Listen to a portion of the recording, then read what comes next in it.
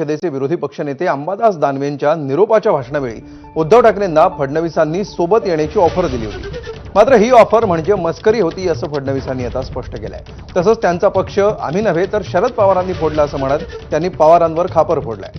उद्धव ठाकरे आणि एकनाथ शिंदेंचीही एकत्र येण्याची शक्यता फार कमी आहे असं फडणवीसांनी म्हटलंय। तसंच उद्धव ठाकरेंचा आमदारांशी संपर्क तुटला होता अशी टीकाही फडणवीसांनी केली आहे।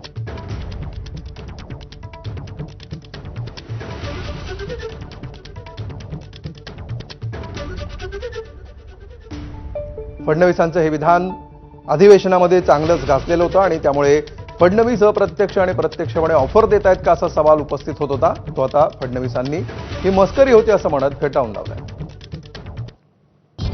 उद्धव ठाकरेंचा पक्ष शरद पवारांनी फोडला। उद्धव ठाकरे आणि एकनाथ शिंदे पुन्हा एकत्र येण्याची शक्यता कमी आहे। कोणत्याही लग्नात गेलं की तेच नवरदेव असं ठाकरेंना वाटतं। उद्धव काय निर्णय घेतील सांगता येत नाही। ते मवियात तरी राहतील की नाही। संख्याबळ नाही तरी विरोधी पक्षनेतेपद द्या अशी उद्धव ठाकरेंची मागणी। उद्धव ठाकरेंचा त्यांच्या आमदारांशी संपर्क तुटला होता। उद्धव ठाकरेंकडे खोके कमी आहेत का? शिंदेंचा अपमान झाला त्यांना बाहेर बसवून ठेवलं तर ईडी आणि सीबीआय बाजूला केले तर सर्वजण परत येतील असा टोला विधान परिषदेचे माजी विरोधी पक्षनेते अंबादास दानवेंनी फडणवीसांना लगावलाय। नेमकं ते काय म्हणाले पाहूया।